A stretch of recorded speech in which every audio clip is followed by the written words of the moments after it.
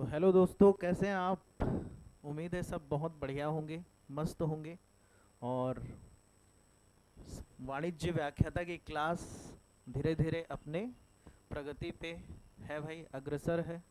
और सभी विद्यार्थी जो जो अभी तैयारी कर रहे हैं वाणिज्य व्याख्याता के लिए, तो वो सभी हमसे जुड़ सकते हैं। तो जैसा हमने पहले भी आपको बताया था और फिर से बताते हैं कि छत्तीसगढ़ में मात्र एक संस्थान है जो अभी वाणिज्य विषय के संबंध में आपको व्याख्याता के लिए तैयारी करा रहा है। और हमारा ड्रीम दर्शन एकेडमी। तो ड्रीम दर्शन एकेडमी बिलासपुर आपका हार्दिक हार्दिक स्वागत करता है भाई, अभिनंदन करता है। और जल्द से जल्द और विद्यार्थी जो भी हमसे जुड़ना चाहते हैं जल्द से जल्द जुड़े और वाणिज्य व्याख्याता की तैयारी में थोड़ा सा अपना मार्ग जो है प्रशस्त करे जल्दी, है ना। तो ड्रीम दर्शन एकेडमी बिलासपुर, एड्रेस आपको बताना चाहेंगे एक बार फिर से। ड्रीम दर्शन एकेडमी बिलासपुर, गांधी चौक के पास, मल्टीपर्पज़ स्कूल के सामने, मल्टीपर्पज़ स्कूल के सामने, है ना। तो जो भी हमसे जुड़ना चाहते हैं, ऑफलाइन ऑनलाइन दोनों माध्यम है, दोनों से जुड़ सकते हैं। अगर जो विद्यार्थी हमसे ऑनलाइन जुड़ना चाहते हुए प्ले स्टोर में जाकर दर्शन एजुकेशन ऐप क्या कर सकते हैं, डाउनलोड कर सकते हैं और क्लास का क्या ले सकते हैं, लाभ ले सकते हैं, है ना। और अधिक जानकारी के लिए ये मोबाइल नंबर है, जो मोबाइल नंबर आपको दिख रहा होगा यहाँ पर। इन दोनों मोबाइल नंबर पे आप क्या कर सकते हैं, कॉल कर सकते हैं और जानकारी प्राप्त कर सकते हैं। तो जैसा कि एमसीक्यू मैंने कॉमर्स के संबंध में जो भी अभी तक एग्ज़ाम में आए हुए प्रश्न हैं, बहुत सारे एमसीक्यूज़ मैंने कराए थे पहले भी, और अभी फिर से आपके लिए कुछ एग्ज़ाम में आए हुए ही मैंने यहाँ पर एमसीक्यू लेके आया है आपके लिए। तो उम्मीद करता हूँ कि आपको यह क्लास बहुत पसंद आएगा और बढ़िया लगेगा, है ना। तो सीजी व्यापम के द्वारा अभी तक जो कॉमर्स के संबंध में जो एग्ज़ाम लिए गए हैं और उसी क्वेश्चन को हम उठा के यहाँ पर आपके लिए लेके आए हैं, और उम्मीद करेंगे कि इसको हम बहुत बेहतर तरीके से आपको समझा पाए, है ना। तो चलिए स्टार्ट करते हैं आज का क्लास। चलिए, तो पहला क्वेश्चन है आपके स्क्रीन पे ये, है ना। तो लिखा है, पहला क्वेश्चन क्या है भाई, चलिए पढ़ते हैं, है ना। पहला क्वेश्चन क्या है यहाँ पर। तो पहला क्वेश्चन है, अपूर्ण लेखों से खाते बनाने पर निम्न में से क्या नहीं बनाया जा सकता है। अपूर्ण लेखे से खाते बनाने पर निम्न में से क्या नहीं बनाया जा सकता है। इंग्लिश में अगर कहा जाए तो on preparing accounts from incomplete records, क्या बोल रहा है, इनकम्प्लीट रिकॉर्ड्स बोल रहा है। Which of the following can not be prepared, यानी अगर इनकम्प्लीटेड रिकॉर्ड रहेगा तो इससे आप क्या नहीं बना सकते, यहाँ पर पूछ रहा है। तो ध्यान रखिएगा, ट्रायल बैलेंस जो है आपका, ट्रायल बैलेंस जो है कभी भी इनकम्प्लीटेड रिकॉर्ड के थ्रू नहीं बनाया जा सकता है। जब आपके पूरे खाते बन गए रहते हैं, उसी का अंतिम शेष निकाल कर आप क्या करते हैं, तलपट में लेके जाते हैं, ट्रायल बैलेंस में लेके जाते हैं। तो जो भी लेजर या अकाउंट आप बनाते हैं उसका जो क्लोजिंग बैलेंस रहता है वो ट्रायल बैलेंस में ले जाया जाता है। तो ट्रायल बैलेंस को बिना कंप्लीट इंफॉर्मेशन के आप नहीं बना सकते। तो इसका राइट आंसर हो जाएगा क्या चीज़ आपका, ट्रायल बैलेंस, है ना। क्या हो जाएगा, ट्रायल बैलेंस हो जाएगा। चलिए आगे आते हैं आगे आते हैं हम नेक्स्ट क्वेश्चन पे। चलिए सेकंड क्वेश्चन क्या लिख रहा है। तो सेकंड क्वेश्चन है हमारा कि कुल विक्रय या टोटल सेल्स है आपका 1 लाख रुपए का, कुल क्रय है 1 लाख रुपए का, है ना। टोटल परचेज भी 1 लाख का है। ओपनिंग स्टॉक या प्रारंभिक स्कंद कितने का है, 65,000 रुपए का, 65,000 का। क्रय मूल्य पर कहता है 20% क्या होगा, सकल हानि हो। तो अंतिम स्कंद क्या होगा, तो अंतिम स्कंद क्या होगा। एक बार फिर से इंग्लिश में पढ़ लेते हैं कि टोटल सेल्स आपको 1 लाख दिया है, टोटल परचेस आपको 1 लाख दिया है, ओपनिंग स्टॉक 65,000 है। ग्रॉस लॉस के बारे में कहता है कि 20% ऑन परचेस प्राइस, 20% ऑन क्या है, परचेस प्राइस। और किसके बारे में जानना चाह रहा है, क्लोजिंग स्टॉक के बारे में। किसके बारे में जानना चाह रहा है, क्लोजिंग स्टॉक। जब भी इस प्रकार का प्रश्न है आपके पास, कभी परचेस पूछ सकता है, कभी क्लोजिंग स्टॉक पूछ सकता है, कभी ओपनिंग स्टॉक पूछ सकता है। जो भी पूछे आप एक छोटा सा ट्रेडिंग अकाउंट बना लीजिए, व्यापार खाता बना लीजिए। चलिए एक हम बनाते हैं ट्रेडिंग अकाउंट। क्या बनाते हैं, ट्रेडिंग अकाउंट। इस तरफ डेबिट और इस तरफ क्रेडिट, डेबिट और क्रेडिट। चलिए, तो जो भी अमाउंट दिया है उस अमाउंट को हम रख के यहाँ पर बनाएंगे। तो इधर आता है पर्टिकुलर्स, ये अमाउंट, और ये पर्टिकुलर्स और ये अमाउंट। पर्टिकुलर अमाउंट का कॉलम हो गया, विवरण राशि, इधर डेबिट इधर क्रेडिट। चलिए, ओपनिंग स्टॉक कहाँ लिया जाता है? डेबिट में। तो ओपनिंग स्टॉक कहाँ आ गया? डेबिट में आ गया। कितने का है ओपनिंग स्टॉक? 65,000 का। कितने का है? 65,000 का। परचेस कहाँ लिया जाता है? डेबिट में लिया जाता है, डेबिट में। परचेस कहाँ लिया जाता है? डेबिट में लिया जाता है। परचेस कितने का दिया? 1 लाख का। 1 लाख रुपए का क्या हो गया आपका? परचेस हो गया। इसके बाद और क्या हमारे पास है? सेल्स है। सेल्स कहाँ लिया जाता है? क्रेडिट में। कहाँ लिया जाता है? क्रेडिट में। सेल्स भी कितने का दिखा रहा है? 1 लाख का ही दिखा रहा है, कोई दिक्कत नहीं, 1 लाख का दिखा रहा है, ठीक है। अब यहाँ पर क्वेश्चन में ग्रॉस लॉस के बारे में बात किया है। किसके बारे में? ग्रॉस लॉस के बारे में किया है। और 20% किसका है? परचेस का। तो ग्रॉस लॉस को डेबिट में लिखा जाता है कि क्रेडिट में? तो ध्यान रखिएगा, लॉस कहाँ पर लिखा जाता है? ग्रॉस लॉस जब हम क्रेडिट जोड़ते हैं और डेबिट घटाते हैं तो लेस करते हैं, तो उसके बाद जो मिलता है यहाँ ग्रॉस प्रॉफिट मिलता है। और डेबिट अगर ज़्यादा हो जाए और क्रेडिट अगर कम रहे तो ग्रॉस लॉस आता है। तो सभी को पता है कि ग्रॉस लॉस को हम कहाँ लिखते हैं? क्रेडिट में लिखते हैं। कहाँ लिखते हैं? ग्रॉस लॉस को क्रेडिट में लिखते हैं। और इसके पहले भी क्या लिखा जाता है? बाय क्लोजिंग स्टॉक लिखा जाता है। क्या लिखा जाता है? क्लोजिंग स्टॉक, है ना, अंतिम स्कंद लिखा जाता है। तो ग्रॉस लॉस के बारे में बोला है, जितना परचेस है आपका, परचेस कितना था? 1 लाख रुपए का, उसको कितना परसेंट बोला है? 20%। तो 1 लाख का 20% निकालेंगे तो आएगा 20,000। कितना आ रहा है? 20,000। 1,20,000। अब हमेशा नियम यह कहता है कि डेबिट जोड़िए क्रेडिट घटाइए और क्रेडिट जोड़िए डेबिट घटाइए। दोनों का जो इक्वल है, यानी जो टोटल है वो हमेशा क्या आना चाहिए? इक्वल आना चाहिए, इक्वल आना चाहिए। तो इसका टोटल करेंगे तो 1,65,000, इसका टोटल करेंगे तो 1,65,000। दोनों का टोटल क्या आना चाहिए? इक्वल आना चाहिए। बट इधर का टोटल कर रहे हैं तो कितना आ रहा है? 1,20,000। तो जो डिफरेंस अमाउंट है यहाँ पर, डिफरेंस अमाउंट है उसको आप घटा दीजिए, पता चल जाएगा। तो 1,65,000 में हमने 1,20,000 घटाया, तो जो डिफरेंस अमाउंट निकल कर आया वही कहलाता है आपका क्लोजिंग स्टॉक। इस तरफ निकल कर आएगा तो क्लोजिंग स्टॉक। तो इसका जो राइट आंसर है कितना आ रहा है? 45,000 रुपीज। 45,000 रुपीज। तो कितना आ गया? 45,000 रुपीज आ गया, है ना। चलिए, समझ में आया सबको? चलिए आगे बढ़ चलते हैं, आगे चलते हैं।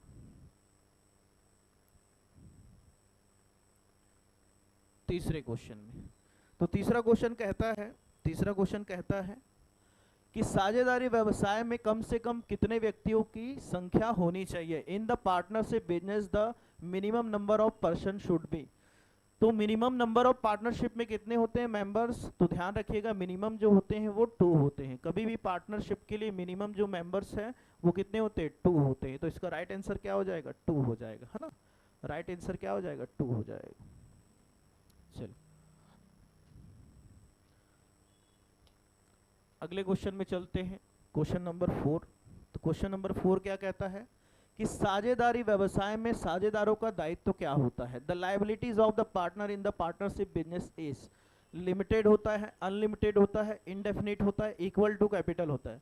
तो इसका राइट आंसर है क्या होता है? अनलिमिटेड होता है। क्या होता है? असीमित या अनलिमिटेड होता है, ध्यान रखिएगा। तो साझेदारी व्यवसाय में साझेदारों का जो दायित्व होता है वो क्या होता है? असीमित होता है, असीमित होता है ना।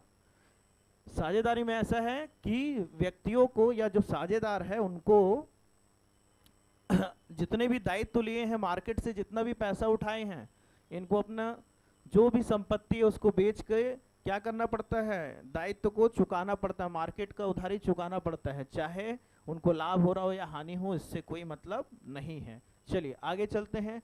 अगला क्वेश्चन है, लेखांकन को साधारणतया व्यवसाय की भाषा में माना जाता है। Accounting is commonly treated as a language of business कह रहा है।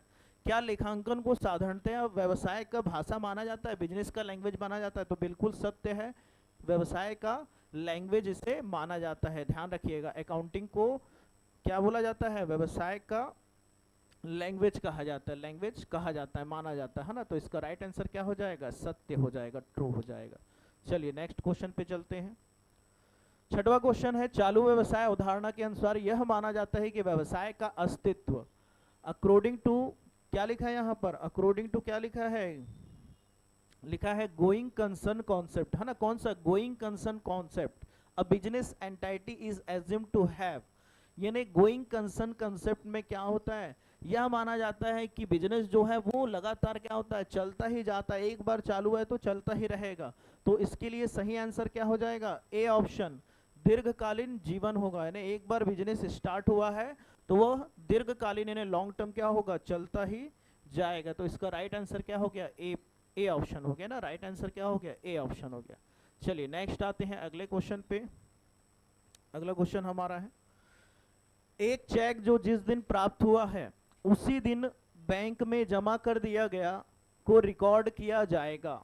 अ cheque received and deposit in the bank on the same day as recorded in, तो सेम डे पे हमको चेक मिला और सेम डे पे हमने क्या किया, चेक को बैंक में जमा कर दिया।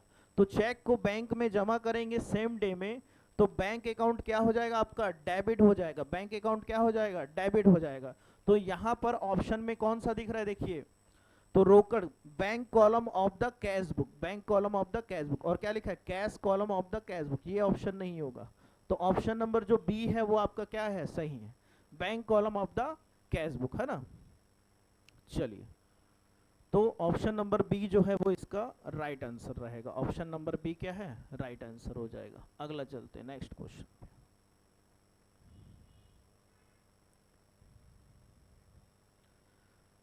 चलिए क्वेश्चन नंबर आते हैं हम कुछ पे 8 पे, क्वेश्चन नंबर 8 पे आते हैं। क्वेश्चन नंबर 8 क्या बोल रहा है, इसको पढ़ते हैं ध्यान से, है ना। निम्न में से कौन सा व्यवहार त्रिस्तंभीय रोकड़ पुस्तक में दर्ज नहीं होगा, निम्नलिखित में से कौन सा व्यवहार जो है त्रिस्तंभीय रोकड़ बही में दर्ज नहीं होगा, which one of the following transaction is not shown in the 3 column cash book, 3 column cash book में यहाँ कौन सा ट्रांजेक्शन है जिसको हम शामिल नहीं करेंगे, ऐसा पूछ रहा है। चलिए पढ़ते हैं। पहला देखिए लिखा है डेबिट कार्ड द्वारा क्या लिखा है, क्रय, दूसरा क्या लिखा है, अग्रिम कमीशन, धनादेश प्राप्त किया, इनमें से कोई नहीं। तो इसका राइट आंसर जो है आपका option number A, debit card से क्रय। अगर डेबिट कार्ड के थ्रू आप क्रय करते हैं तो उसको नगद क्रय के आधार पर लिया जाता है, ध्यान रखिएगा। इसलिए यहाँ पर त्रिस्तंभी रोकड़ बही जो पुस्तक में दर्ज नहीं होगा, ध्यान रखिएगा, ये डेबिट कार्ड द्वारा क्रय जो है ये ऑप्शन यहाँ पर नहीं होगा, है ना। इसका राइट आंसर क्या है आपका, ऑप्शन नंबर ए है, ऑप्शन नंबर ए है। चलिए नेक्स्ट क्वेश्चन आते हैं जल्दी से। देखिए क्वेश्चन बहुत सारे इसलिए थोड़ा सा फास्ट करा रहा हूँ, क्वेश्चन बहुत सारे इसलिए फास्ट करा रहा हूँ क्योंकि ज़्यादा क्वेश्चन नहीं कर पाएंगे ना। तो चलिए, किसी साझेदार की मृत्यु की स्थिति में, किसी साझेदार की मृत्यु की स्थिति में संचित लाभ हानि को साझेदारों द्वारा किस अनुपात में बांटा जाता है। In the event of death of any partner, अगर किसी पार्टनर का क्या हो जाता है, डेथ हो जाता है, तो accumulated profit and loss are shared in which ratio, तो जो प्रॉफिट एंड लॉस है उसको आप किस रेशियो में बांटते हैं। तो ध्यान रखिएगा, पुराने साझेदार इसको अपने पुराने अनुपात में बांटते हैं, in the previous profit and loss ratio. तो इसका राइट आंसर क्या हो जाएगा, बी ऑप्शन हो जाएगा, इसका राइट आंसर हो जाएगा बी ऑप्शन। चलिए नेक्स्ट क्वेश्चन में आते हैं, क्वेश्चन नंबर, चलिए देखते हैं 10 क्या बोल रहे हैं। क्वेश्चन नंबर 10 क्या बोल रहे हैं, ए बी सी क्रमशः क्या है, साझेदार है, और किस अनुपात में है, 5, 3 और 2 के अनुपात में क्या है, साझेदार है। डी को 1/5 के लिए क्या कर रहे हैं, फर्म में साझेदार बनाए हैं, और इनका क्या पूछा है क्वेश्चन में, त्याग अनुपात क्या होगा, क्या पूछा है, त्याग अनुपात क्या होगा। तो ये सेक्रीफाइसिंग रेशियो के बारे में पूछ रहे हैं, पढ़ते हैं इंग्लिश में। A B C are partner in the ratio 5:3:2 respectively. D is admitted in the firm as a partner with 1/5 share. So sacrificing ratio will be, तो sacrificing ratio क्या होगा यहाँ पर, यह पूछना चाह रहा है आपसे। चलिए तो इसको बनाते हैं, एकदम इजी है क्वेश्चन। ध्यान रखिएगा, जब भी अगर क्वेश्चन में सैक्रिफाइसिंग रेशियो निकालने बोलता है और ऐसा कोई भी नया साझेदार का या नया पार्टनर का शेयर दे देगा, 1/5 है, 1/4 है, 1/3 है, ऐसा करके, और आपके पास क्या अवेलेबल रहेगा, ओल्ड रेशियो अवेलेबल रहेगा, तो ऐसा माना जाता है कि जो ओल्ड रेशियो है उसी रेशियो में ही पुराने साझेदार या ओल्ड पार्टनर जो है न्यू पार्टनर के लिए क्या करेंगे, सेक्रीफाइस करेंगे, त्याग करेंगे। तो इसका राइट आंसर क्या हो जाएगा, यही, ये ऑप्शन देखिए कहाँ मिल रहा है आपको, बी वाले में। तो 5:3:2 इसका राइट आंसर होगा। हाँ, जब भी सेक्रीफाइसिंग रेशियो अगर फाइंड आउट कब करना पड़ेगा, सेक्रीफाइसिंग रेशियो जब आपको ओल्ड और न्यू रेशियो दोनों पता हो। अगर इसी क्वेश्चन में आपको न्यू रेशियो पता रहता तो आपको फिर फॉर्मूला यूज करना पड़ता, सैक्रिफाइसिंग रेशियो इक्वल होता है ओल्ड रेशियो माइनस होता है न्यू रेशियो, ध्यान रखिएगा, old ratio minus new ratio, ये फॉर्मूला आपको यूज करना पड़ता कब, जब क्वेश्चन में न्यू रेशियो दिया रहता। अगर जब न्यू रेशियो नहीं दिया रहेगा तो ये ध्यान के मान के चलना है कि जो ओल्ड रेशियो है वही आपका सैक्रिफाइसिंग रेशियो होगा। चलिए आगे चलते हैं नेक्स्ट क्वेश्चन पे।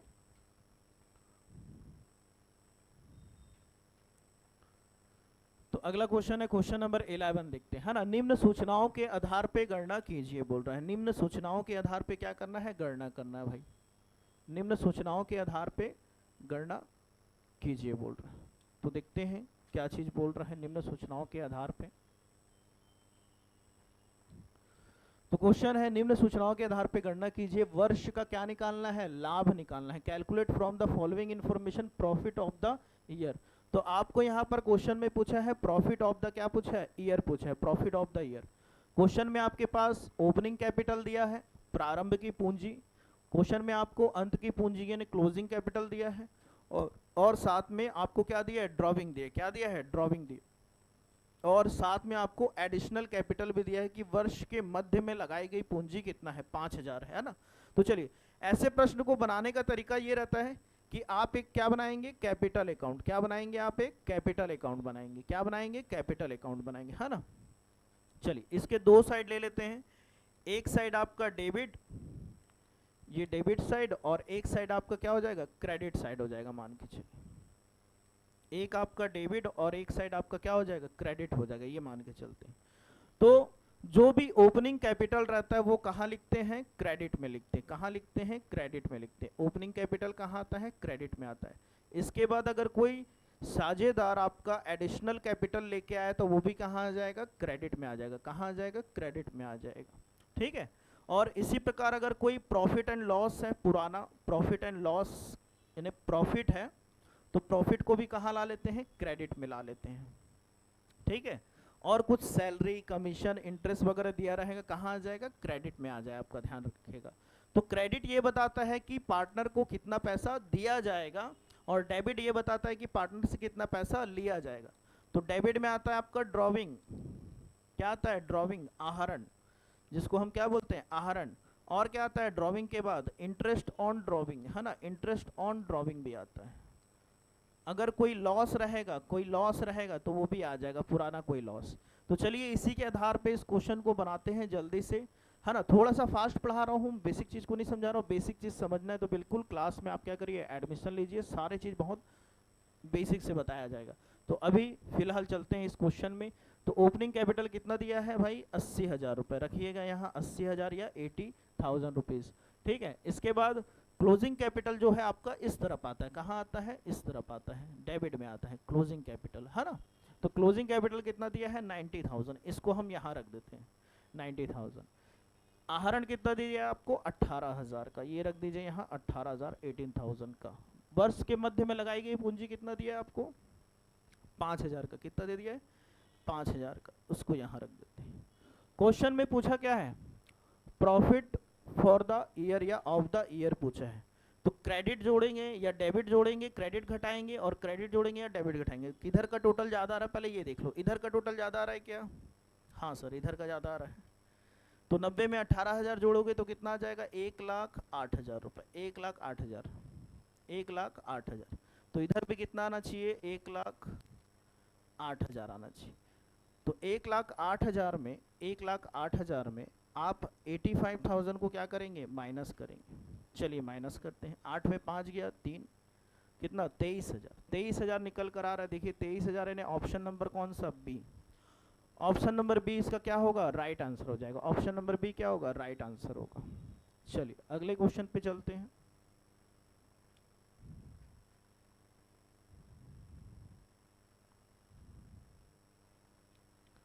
तो क्वेश्चन नंबर 12 में आते हैं, क्वेश्चन नंबर 12 में आते हैं क्या कहता है, निम्न सूचनाओं से गणना कीजिए। चालू वर्ष में क्या बोला है इस बार, आहरण निकालना है। Calculate from the following information drawing of current year, drawing of क्या है, करेंट ईयर, आपको ड्रॉविंग ऑफ करेंट ईयर यहाँ पर बताना है। ओपनिंग कैपिटल दिया है आपको क्वेश्चन में इस बार फिर से 15,600 रुपये, अंत की पूंजी यानी क्लोजिंग कैपिटल भी हमारे पास है 14,000 का। चालू वर्ष की अतिरिक्त पूंजी यानी एडिशनल कैपिटल भी पता है, और इस बार प्रॉफिट भी पता है। और फाइंड आउट क्या करने बोला है, ड्रॉविंग करने बोला है। फाइंड आउट क्या करने बोला है, ड्रॉविंग करने बोला है। तो सिंपल है, बन जाएगा, सिंपल है, बनेगा।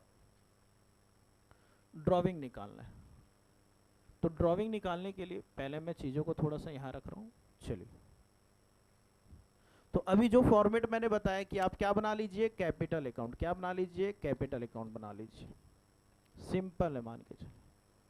तो एक क्रेडिट पक्ष में देखेंगे क्या चीज़ आ रहा है, और एक देखेंगे हम कि डेबिट पक्ष में क्या क्या चीज़ को लिखा जा रहा है। अभी थोड़ी देर पहले मैंने बताया कि आपको ओपनिंग कैपिटल कहाँ आएगा, क्रेडिट में, तो क्रेडिट में ओपनिंग कैपिटल। एडिशनल कैपिटल कहाँ आएगा, ये भी कहाँ आएगा, क्रेडिट में आएगा। एडिशनल कैपिटल भी कहाँ आएगा, क्रेडिट में आएगा। अतिरिक्त पूंजी जिसको बोलते हैं ना। प्रॉफिट कहाँ आएगा, क्रेडिट में आएगा। प्रॉफिट कहाँ आएगा, क्रेडिट में आएगा। इधर आते हैं हम, ड्रॉविंग किधर आता है, डेबिट में आता है, डेबिट में आएंगे। इंटरेस्ट ऑन ड्रॉविंग कहाँ आता है, वो भी डेबिट में आता है।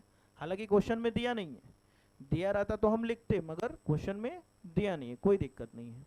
और लॉस किधर आता है, ये भी किधर आएगा, लॉस। उधर प्रॉफिट आ रहा है तो लॉस इधर आएगा। और क्लोजिंग कैपिटल किधर आएगा, इधर आएगा, क्लोजिंग कैपिटल इधर। तो चलिए रखते हैं और बनाते हैं, सिंपल सा, तुरंत बन जाएगा। प्रारंभ की पूंजी कितना दिख रहा है, ओपनिंग कैपिटल 15,600, 15,600। अगला देखिए, अंत की पूंजी कितना है, 14,000, उसको आप इधर रख दीजिए, 14,000 रुपीज। चलो इधर रख दिए। अगला है क्वेश्चन में एडिशनल कैपिटल, इधर आएगा, 2,000 का आ गया एडिशनल कैपिटल। अगला है अर्जित लाभ, कितने का दिखा रहा है, 1,200 रुपए का, 1,200 यहाँ रखेंगे। तो चलिए, किधर का टोटल ज्यादा दिख रहा है, क्रेडिट का इस बार ज्यादा दिख रहा है। तो 15 2 कितना हो जाएगा, 17, 17 और 1 18, 18,000 कितना दिख रहा है, 800 रुपए। तो डेबिट में भी कितना आना चाहिए, 18,800 आना चाहिए। कितना आना चाहिए, 18,800 आना चाहिए।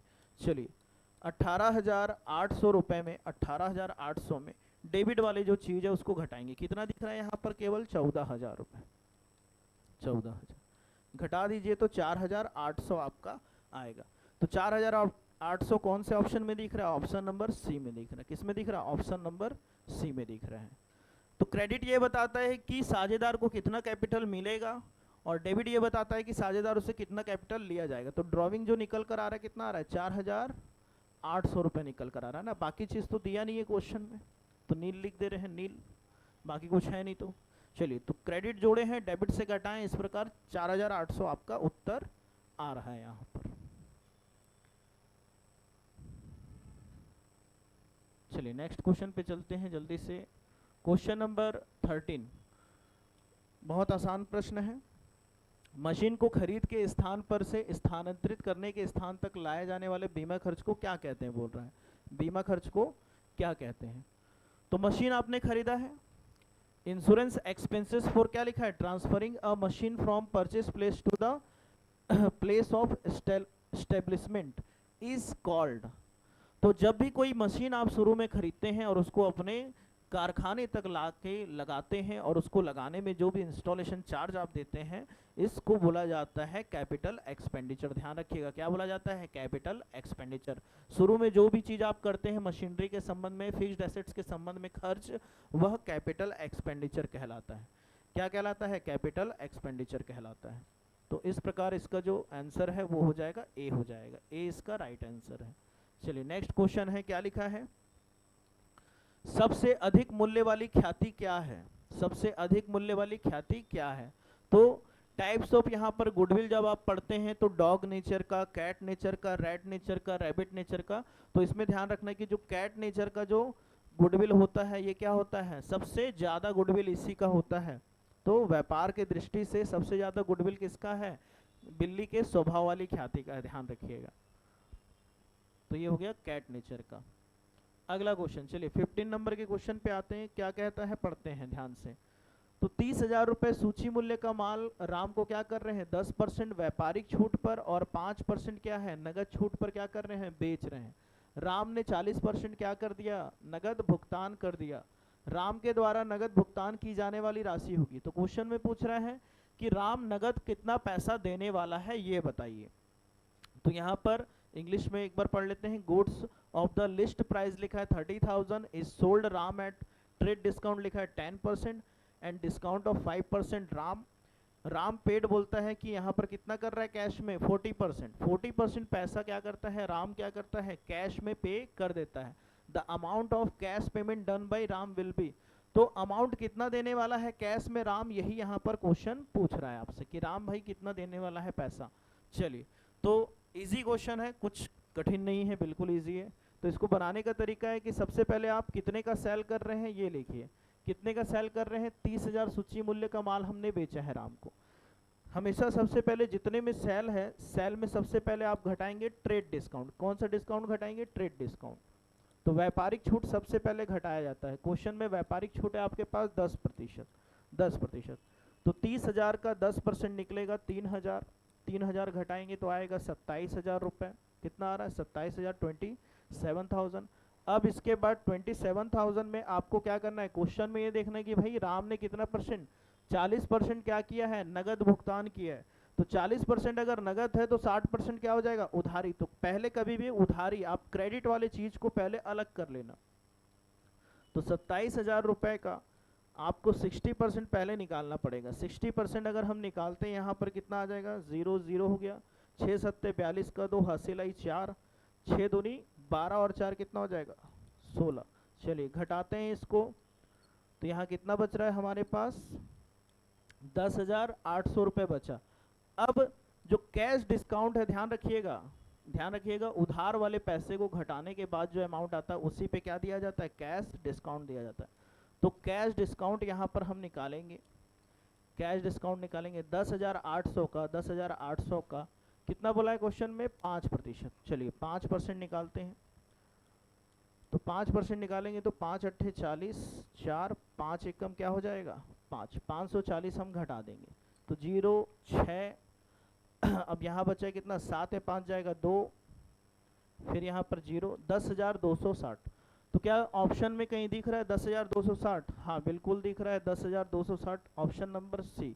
तो इसका सही जो आंसर हो जाएगा ऑप्शन नंबर सी हो जाएगा, है ना, ऑप्शन नंबर सी हो जाएगा। चलिए आते हैं नेक्स्ट क्वेश्चन पे आते हैं हम। तो क्वेश्चन नंबर है 16। क्वेश्चन नंबर क्या है हमारा 16 है। क्वेश्चन नंबर 16 कहता है माल दान में दिए जाने पर निम्नांकित में से कौन सा लेखा समाकलित या क्रेडिट किया जाएगा। Which account of the following will be credited on giving, क्या लिखा है, गुड्स इन डोनेशन। जब आप डोनेशन पे दे रहे हैं, चाहे आप उसको सैंपल के तौर पर दे रहे हैं, चाहे आप ड्राइंग कर ले रहे हैं, तो ध्यान रखिएगा इसका जो एंट्री होता है, जर्नल एंट्री होता है, अगर आप ड्राइंग कर ले रहे हैं, अगर आप डोनेशन में दे रहे हैं, अगर आप सैंपल में दे रहे हैं, तो ये अकाउंट क्या किया जाता है, डेबिट। डेबिट इसलिए करते हैं क्योंकि जो भी व्यय या हानि होता है वो क्या होता है, डेबिट। और किससे देंगे आप, क्रय से, खरीदे हुए माल से देंगे, परचेस से। तो टू परचेस अकाउंट करके लिखा जाता है, क्रय खाता से करके लिखा जाता है। तो ध्यान रखिएगा क्रय खाता क्या हो जाएगा, क्रेडिट हो जाएगा। अगर दान में दे रहे हैं माल तो क्या हो जाएगा, क्रय खाता क्या हो जाएगा, क्रेडिट हो जाएगा ना। क्रय या क्या बोलेंगे, परचेस अकाउंट क्या हो जाएगा, क्रेडिट हो जाएगा। चलिए नेक्स्ट क्वेश्चन पे चलते हैं जल्दी से।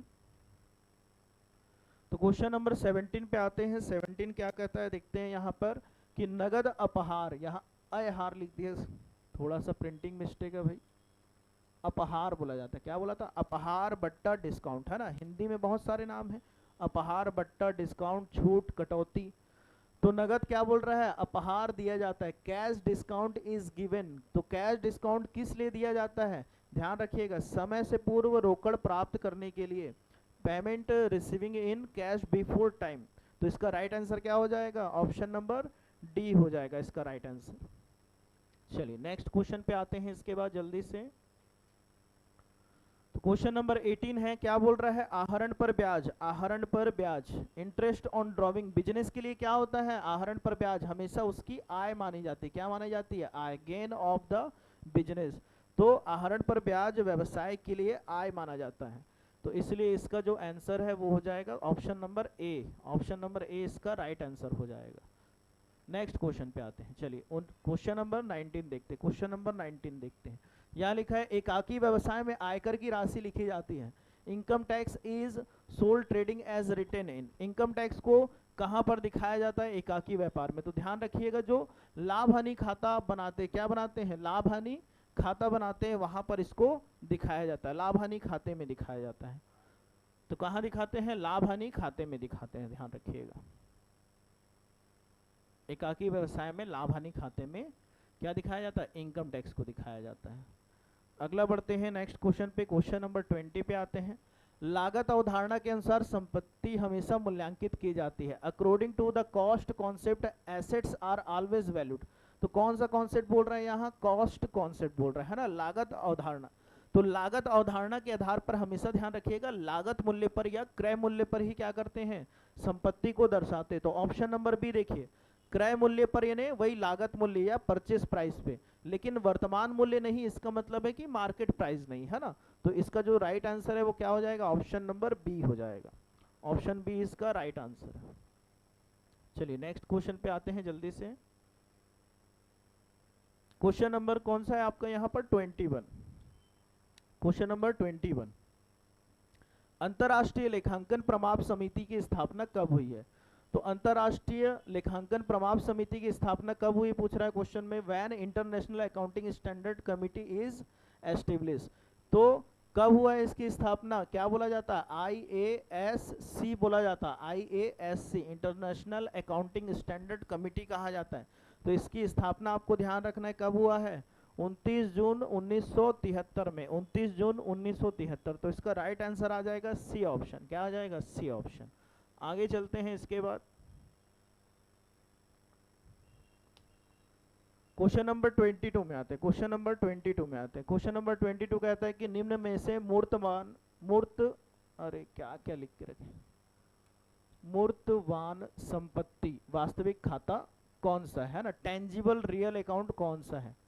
तो रियल अकाउंट के बारे में पूछा जा रहा है कि रियल अकाउंट के अंतर्गत कौन सा चीज आएगा। तो ध्यान रखिएगा, जो भी वस्तु या संपत्ति होता है जिसका आप बिजनेस करते हैं या कोई संपत्ति से आप अपना बिजनेस चला रहे हैं, तो वो किस में आता है? रियल अकाउंट के अंतर्गत आता है, रियल अकाउंट के अंतर्गत आता है, जिसको हम हिंदी में बोलते हैं वास्तविक खाता बोलते हैं। क्या बोलते हैं? वास्तविक खाता बोलते हैं।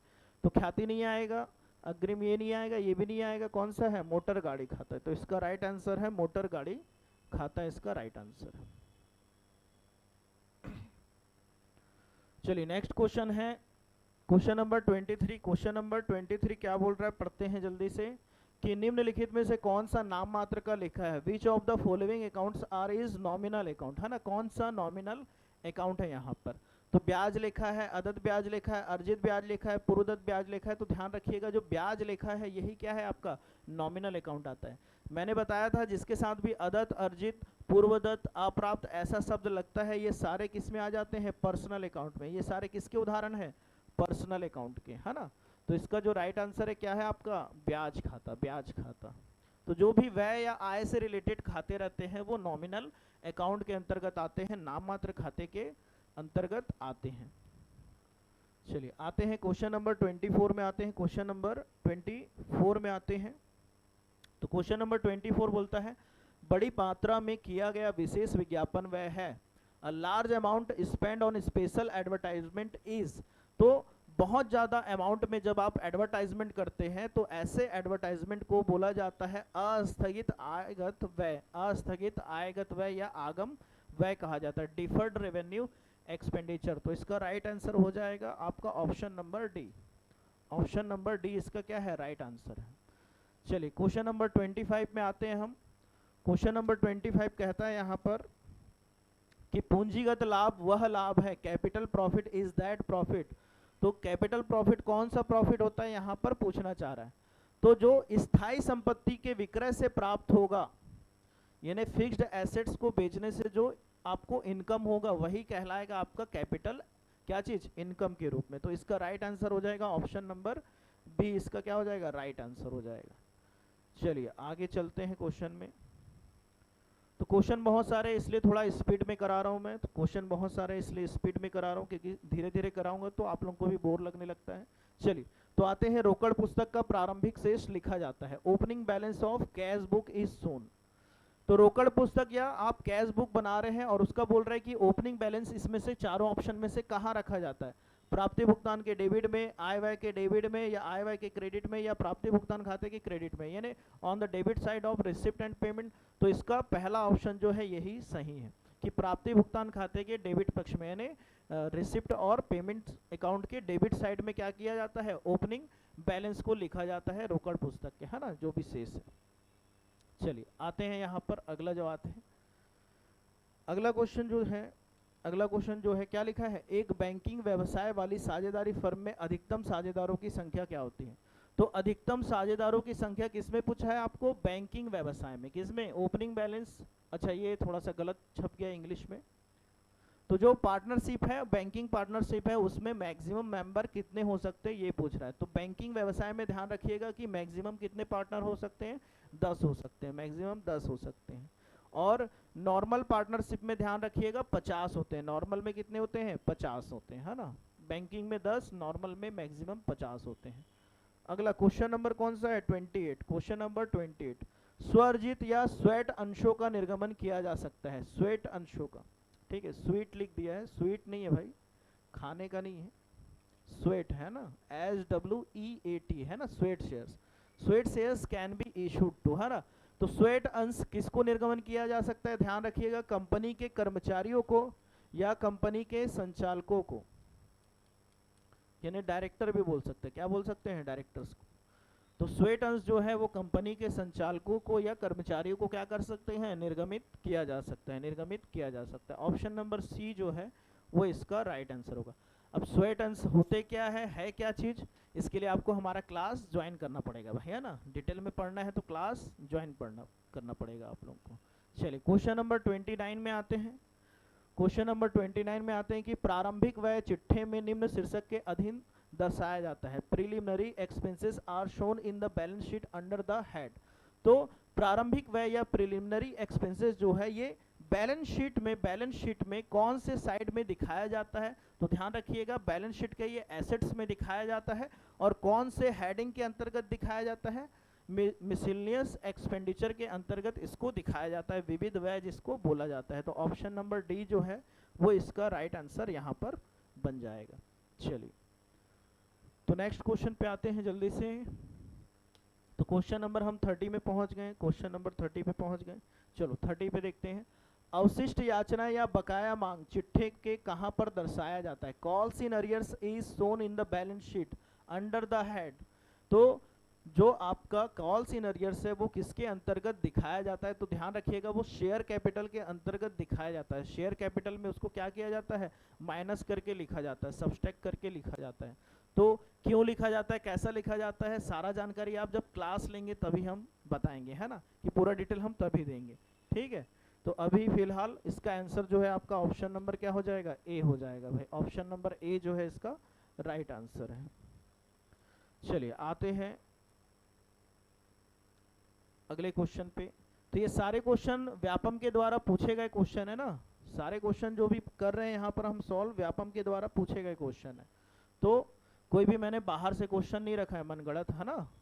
तो चलिए, त्रिस्तंभी रोकड़ बही के रोकड़ स्तंभ का शेष ले जाया जाता है, balance of cash column of 3 column cash book is taken to. तो कैश बुक से आप जो बैलेंस है कहाँ ले जा सकते हैं, तो भाई मैंने बताया था कि कैश बुक बोले या कैश अकाउंट बोले, खाते का शेष कहाँ लेके जाते हैं, लेजर या अकाउंट का शेष कहाँ लेके जाते हैं, तलपट में या ट्रायल बैलेंस में। तो इसका सही आंसर क्या हो जाएगा, ट्रायल बैलेंस इसका राइट आंसर हो जाएगा, ट्रायल बैलेंस इसका राइट आंसर हो जाएगा। अगला क्वेश्चन नंबर 32 में आते हैं, चलिए क्वेश्चन नंबर 32 में आते हैं। तो क्वेश्चन 32 कहता है मदन लाल से क्या मिल रहा है, रेखांकित चेक मिल रहा है, क्या मिल रहा है, रेखांकित चेक। और चेक दर्ज क्या बोल रहा है, त्रिस्तंभी रोकड़ बही में कहां पर करेंगे हम, cross check received from Madan Lal is shown in 3 column cash book. तो मदन लाल से हमें क्रॉस चेक मिल रहा है और इस चेक को कहां पर 3 कॉलम में कहां पर लिखा जाएगा, पहला लिखा है debit side on cash column, debit side on bank column, credit side on cash column, credit side on bank column. तो इसका राइट आंसर हो जाएगा ऑप्शन नंबर कौन सा, B, debit side on bank column. ध्यान रखिएगा debit side on bank column.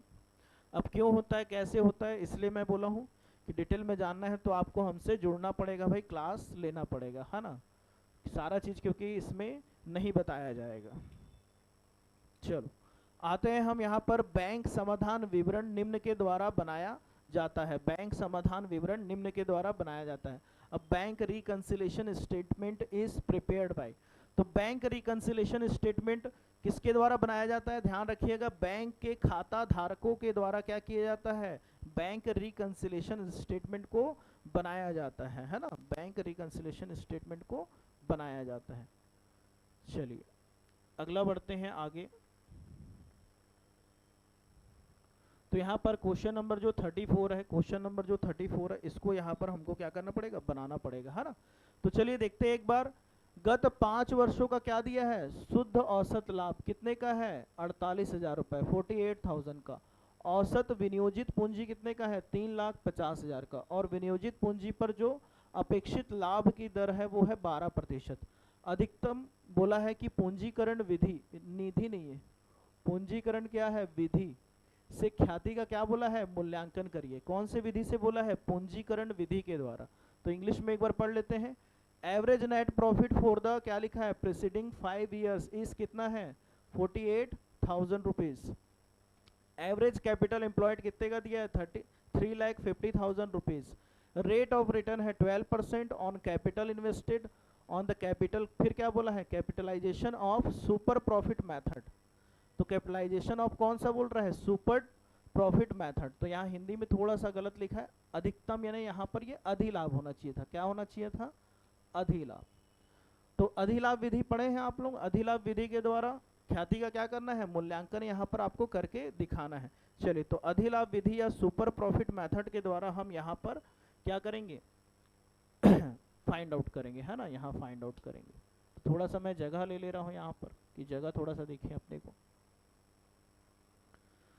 तो valuation of method, है ना, क्या कर रहे हैं हम? Valuation of goodwill, valuation of goodwill, valuation of goodwill कर रहे हैं by super profit, super profit method, super profit method. तो सुपर प्रॉफिट मेथड के थ्रू हम क्या कर रहे हैं? वैल्यूएशन ऑफ गुडविल कर रहे हैं, अधिलाभ की गणना कर रहे हैं, है ना। तो गुडविल बराबर क्या लिखा जाता है? क्या है फॉर्मूला भाई? किसी को याद है? सुपर प्रॉफिट के द्वारा क्या रखा जाता है? सुपर प्रॉफिट इनटू क्या करते हैं? Number of purchasing year. Number of क्या रखते हैं? Purchasing year. तो यहाँ पर क्वेश्चन में कहीं नंबर ऑफ परचेसिंग ईयर दिख रहा है क्या? तो क्वेश्चन में अगर नंबर ऑफ परचेसिंग ईयर नहीं, देखिए यहाँ पर यही चीज समझना है। कई बार यही चीज अगर हम नहीं समझ रहे तो इसमें हम क्वेश्चन में क्या करेंगे? गलती कर देंगे। क्वेश्चन में नंबर ऑफ परचेसिंग ईयर अगर नहीं दिया है, क्वेश्चन में अगर नंबर ऑफ परचेसिंग ईयर नहीं दिया है, तो आप इसको कैपिटलाइजेशन मेथड के थ्रू ही बनाएं तो ज़्यादा अच्छा रहेगा। उसके द्वारा गुडविल निकालने का फॉर्मूला रहेगा, गुडविल निकालने का फॉर्मूला रहेगा, जो भी सुपर प्रॉफिट आएगा, जो भी क्या आएगा आपका? सुपर प्रॉफिट आएगा, इनटू करिएगा 100 और डिवाइडेड पर करेंगे rate of return, rate of return. ये फॉर्मूला लगाना पड़ेगा क्योंकि क्वेश्चन में आपको नंबर ऑफ परचेसिंग ईयर नहीं दिया था। नंबर ऑफ परचेसिंग ईयर दिया रहता तो आप सिंपल जो सुपर प्रॉफिट मेथड है वही यूज़ करते। यहाँ पर पूंजीकरण ही आपको क्या करना पड़ेगा? कैपिटलाइजेशन मेथड ही यूज़ करना पड़ेगा। चलिए, तो सुपर प्रॉफिट निकालने का तरीका होता है कि जो आपका simple average profit, simple average profit minus होता है नॉर्मल प्रॉफिट, इसके थ्रू आपका निकलता है क्या चीज़? Super profit. और सुपर प्रॉफिट के बाद यहाँ नॉर्मल प्रॉफिट निकालने का तरीका है जो आपका कैपिटल एम्प्लॉयड है, इनटू करेंगे जो भी आपका रेट दिया है और डिवाइडेड बाई करेंगे 100। तो चलिए सबसे पहले हम नॉर्मल प्रॉफिट निकालते हैं क्वेश्चन में। तो क्वेश्चन में जो कैपिटल एम्प्लॉयड है वो है कितने का? 3,50,000 का। तो 3,50,000 रखेंगे। नॉर्मल रेट ऑफ रिटर्न बोला था 12%, कितना है? 12%। यानी कोई भी व्यापार का मालिक अगर कितना लगाता है? 3,50,000 लगाता है व्यापार में, तो उसको 12% क्या मिलने वाला है? नॉर्मल प्रॉफिट मिलने वाला है। चलिए 12% अगर निकालते हैं तो कितना आ जाएगा बताइएगा? 0 0 12 पंचे 60, हासिल आई 6, 12 तिया 36, 36 और 6 कितना हो जाएगा? 36 और 6 करोगे कितना? 42। तो 42,000 रुपये आपका क्या चीज़ निकल के आ रहा है? Normal profit. यहाँ रख दीजिए। और क्वेश्चन में दिया है देखिए आपको सिंपल एवरेज प्रॉफिट कितना है? 48,000 का। तो 48 यहाँ रख दीजिए। तो सिंपल एवरेज प्रॉफिट में नॉर्मल प्रॉफिट घटाते हैं, फिर उसके बाद जो आता है वही आपका कहलाता है क्या चीज़, सुपर प्रॉफिट। सुपर प्रॉफिट कितना निकल गया, 6000। अब उसको यहाँ रखेंगे 6000 गुणा 100 और बट्टे करेंगे कितना, 12, जो नॉर्मल रेट ऑफ रिटर्न है। अब काटेंगे 12 एकम 12, 12 पंचे 60, यानी कहने का मतलब कितना आ रहा है, 50,000 रुपये। तो देखिए 50,000 यानी ऑप्शन नंबर बी इसका क्या हो जाएगा, राइट आंसर हो जाएगा। तो ये है आपका कौन सा, पूंजीकरण विधि के द्वारा ख्याति के मूल्यांकन का फॉर्मूला है ना, या कैपिटलाइजेशन मेथड के द्वारा आप क्या निकालते हैं, गुडविल निकालते हैं। तो पूरा पढ़ाएंगे हम, क्योंकि 5 विधि है टोटल, कितने हैं, 5 मेथड लगभग हम पढ़ते हैं। क्या क्या पढ़ते हैं, सिंपल एवरेज पढ़ते हैं, वेटेड एवरेज पढ़ते हैं हम यहाँ पर, उसके बाद हम सुपर प्रॉफिट पढ़ते हैं, कैपिटलाइजेशन मेथड पढ़ते हैं, उसके बाद हम एन्युटी मेथड पढ़ते हैं। तो लगभग 5 विधि के द्वारा यहाँ पर ख्याति का मूल्यांकन होता है। तो इसका जो राइट आंसर है वो क्या है आपका, 50,000 रुपये, 50,000। चलो अगले क्वेश्चन पे आते हैं, नेक्स्ट क्वेश्चन पे आते हैं। क्वेश्चन नंबर 35 कहता है, क्वेश्चन नंबर 35 कहता है कि अयाचित लाभांश हमेशा दर्शाया जाएगा। अनक्लेम्ड डिविडेंड, ऐसा डिविडेंड जिसको मांगा नहीं गया है, इसको क्या बोलते हैं, अयाचित लाभांश बोला जाता है। और इसको कहाँ दर्शाया जाता है, तो ध्यान रखिएगा कहाँ दर्शाया जाता है, चिट्ठे के समता एवं दायित्व में। कहाँ पर, चिट्ठे के समता एवं दायित्व में। तो इक्विटी एंड लायबिलिटी में इसको क्या किया जाता है, दर्शाया जाता है। तो इसका ऑप्शन नंबर सी जो है वो राइट आंसर हो जाएगा इसका। चलिए नेक्स्ट क्वेश्चन पे जल्दी से आते हैं।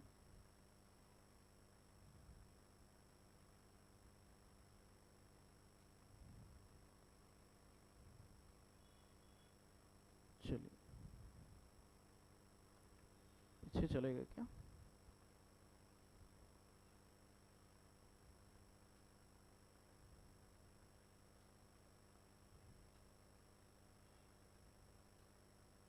कॉमर्स,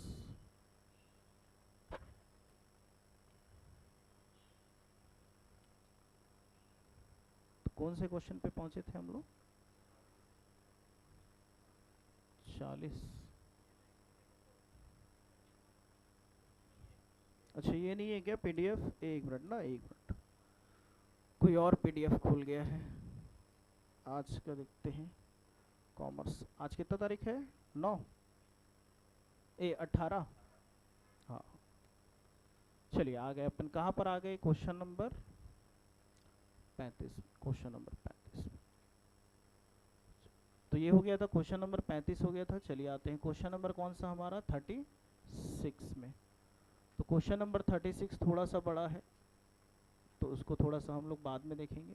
37 देखिए, 37। तो क्वेश्चन नंबर 37 है, गार्नर बनाम मरे का सिद्धांत निम्न में से किससे संबंधित है।